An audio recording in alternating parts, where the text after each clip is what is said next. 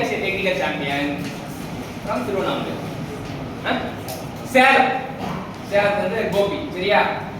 So Gopi கிட்ட என்ன process கேட்க போறோம்னா constant pressure process. Constant pressure process எது கான்ஸ்டன்டா இருக்கும்? கான்ஸ்டன்ட் ப்ரெஷர் ப்ராசஸ்ல இது கான்ஸ்டன்டா இருக்கும். கோபிக்கு ஒரு கஷ்டமான கேள்வி கேட்டோம். ஆனா கோபி யோசிக்கிறாரு. ஆனா நம்ம ஆன்சர் நம்ம சொல்லிடலாம். கான்ஸ்டன்ட் ப்ரெஷர் ப்ராசஸ் எது கான்ஸ்டன்டா இருக்கும்? ப்ரெஷர் தான் கான்ஸ்டன்ட். பேர்லயே விட்டு இருக்கு கோபி. ப்ரெஷர் கான்ஸ்டன்டா இருக்கும். ப்ரெஷர் கான்ஸ்டன்டா இருந்தா P1 P2 சரியா. அப்ப P2/P1 போட்டா என்ன வரும்? 1. கோபி கண்டுபிடிச்சிருக்காரு. P1 ம் P2 ம் ஈக்குவலா இருந்தா P2/P1 வந்து 1 தான் வரும்னு கண்டுபிடிச்சாரு. இப்ப ln of 1 0 வரும். சோ அப்ப இந்த ஈக்குவேஷன்ல இது 0 ஆயிடும். அப்ப S2 - S1 Cp ln of T2/T1 சரியா. இதான் வந்து நம்ம கண்டுபிடிச்சோம். சோ நம்ம இத வந்து அப்ப கான்ஸ்டன்ட் பிரஷர் ப்ராசஸ்ல என்னன்னா T2/T1 P2/P1. அப்ப இந்த ஃபார்முலா வந்து இப்படி எழுதலாம். Cp ln of P2/P1 சரியா. டெஸ்ட் பண்ணுங்க. சத்தமா பேசுங்க கோபி.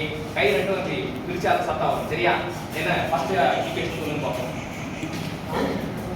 ஃபர்ஸ்ட் என்ன இருக்கு equation? S2 - S1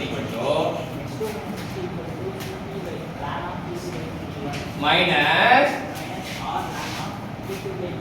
very good. அடுத்த ஸ்டெப் pressure constant இருக்கும். pressure constant என்ன அர்த்தம்? P1 P2. therefore T2/P1 போட்டா என்ன வரும்? 1 வரும். ln of 1 என்னது? 0. சப்ஸ்டிட் பண்ணா இந்த டேர்ம் ஃபுல்லா கேன்சல் ஆயிடும். அப்ப மிச்சம் இருக்கிறது S2 - S1 Cp ln of T2/T1. that is also in constant pressure process. T2/T1 V2/V1. substituting T2/T1 V2/V1. therefore we can get Cp அவ்வளவுதான். Cp ln of V2/V1 அவ்வளவுதான். இப்ப ரெண்டு ப்ராசஸ்க்கு சேஞ்ச் இன் என்ட்ரோபி கால்குலேஷன் சரியா. Thank you.